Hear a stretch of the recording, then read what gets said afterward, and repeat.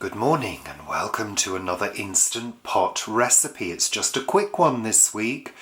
Paul is going to show us how to do long grain brown rice in the Instant Pot.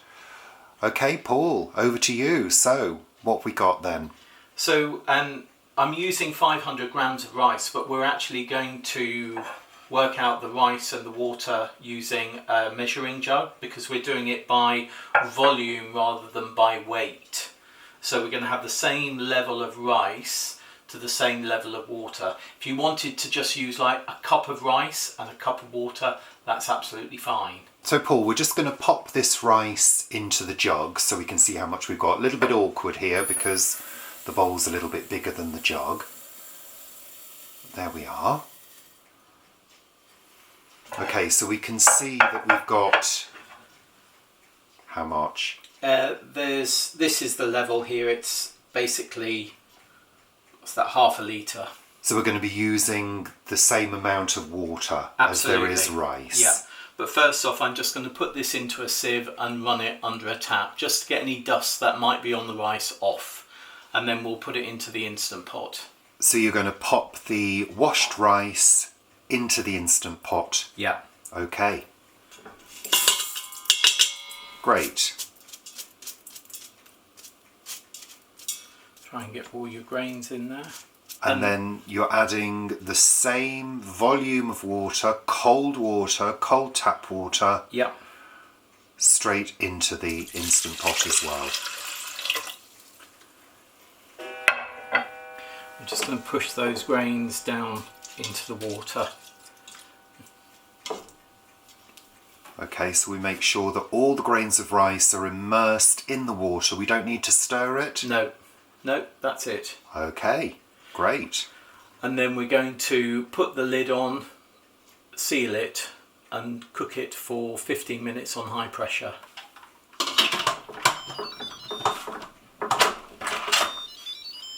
And we make sure the valve is pushed to the back. To the back. So it's sealed. Lovely. So we're going to select pressure cook. Down here.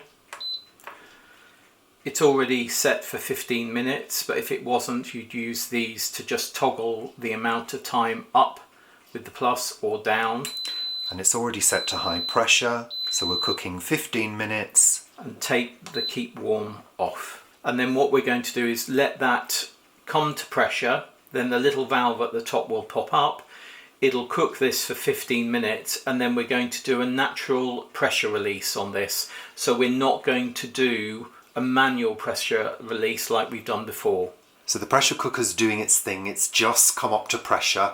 There's the valve is up. There's a little valve behind which pops up. It's a little silver valve. So when that pops up, we know that it's up to pressure. Yeah.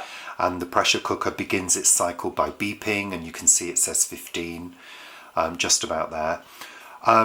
When it's cooked, in the previous recipes we've done a manual release of the pressure, which means we turn the valve and all the steam comes out, releases the pressure. For this, we're doing a natural release. Well, I mean, we're not doing a natural release, are we? Because we're just leaving the machine to come down in pressure over time. Yeah, absolutely. So we're cooking this rice for 15 minutes, and then when it comes to the end of the cooking time, unlike the other videos that we've done so far where we release that pressure, we're just going to leave this be. And over maybe 15 or 20 minutes, because of the relatively small volume we've got in there, the pressure's just going to come down and the valve will fall down of its own accord. And it's when that valve goes down that we know that the pressure has gone from the machine. And then it's safe to unlock and open the lid. So what's the benefit of the natural release? You mentioned it's part of the cooking process, so I guess the fact that the rice is still in a hot environment in the machine, it means it's going to continue to cook a little bit longer. Absolutely. So how does the rice end up? I find that doing it this way, the long grain brown rice ends up with a fluffier texture to it, something that when you use it with a sauce where you put a sort of curry sauce over it, it sort of sticks rather more nicely. Well, it's absorbed by the rice. Absolutely. Yeah. Yeah. Which is what you want with a saucy dish. Absolutely. Yeah. Okay. So we can see that the cooking time is down to 13 now. So we'll let that do its thing.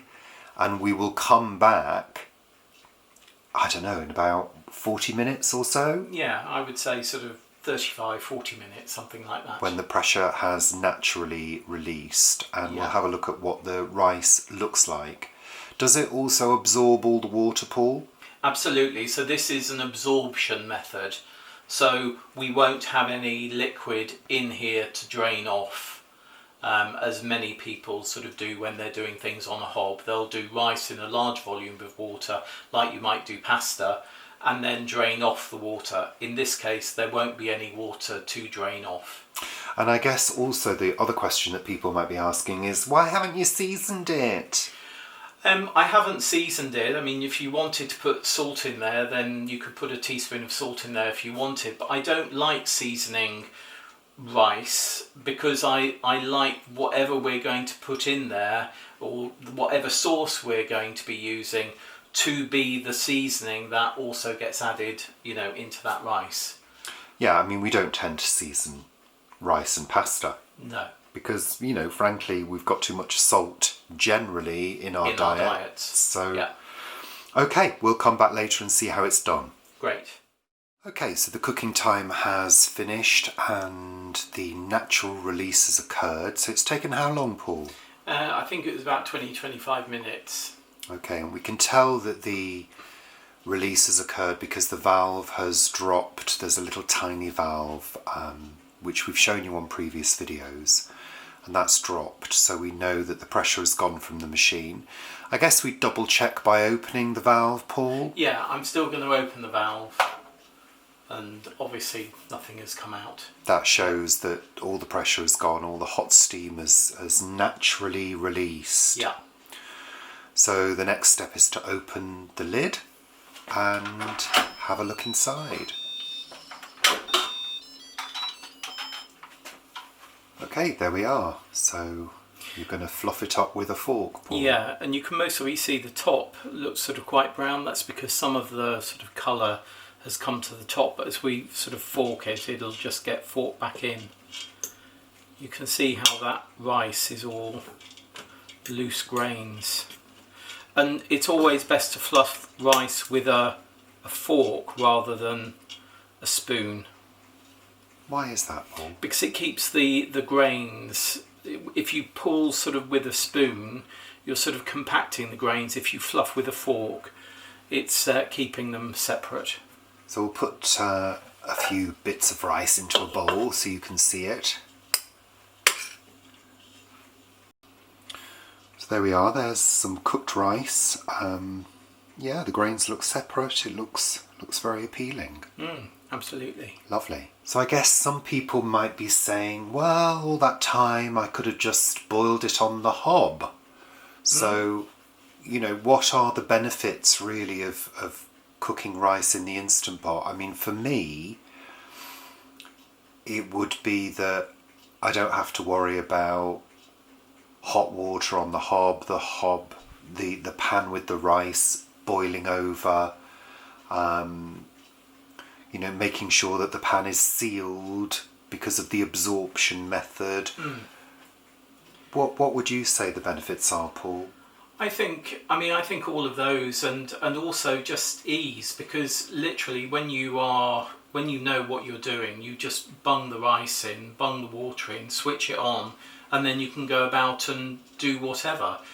So from beginning to end, this was 10 minutes to come, let's say 5 minutes to prepare, 5 minutes to come up to pressure, 15 minutes to cook, and then another 20-25 minutes. So what you could do is put your rice on if you wanted to eat sort of straight away after the rice had cooked. You could put your rice on and then get on and sort out your pasta sauce or your rice sauce, your curry or whatever. I just think it's easy. It's really easy. I always found the absorption method quite easy on the hob, but now that I have done instant pot rice like this, I will always do instant pot rice. It's just easy. And what I very often do is this amount we will just now cover and let cool naturally, and then it can be portioned, it can go in the fridge for a few days, it can go in the freezer, and then it can sort of come out and be defrosted for use. Yeah, I mean, that's the thing about rice. In the freezer, if you freeze it, it can be actually heated up very, very quickly in the microwave. Absolutely, but you do need to make sure that you really do bring it up to very, very hot. You know, it needs to be heated through thoroughly before you eat it. Yeah, because a lot of people worry about rice, don't they? You know, I mean, yeah. We've never had a problem, and No. frankly, we've had rice sitting on the hob overnight.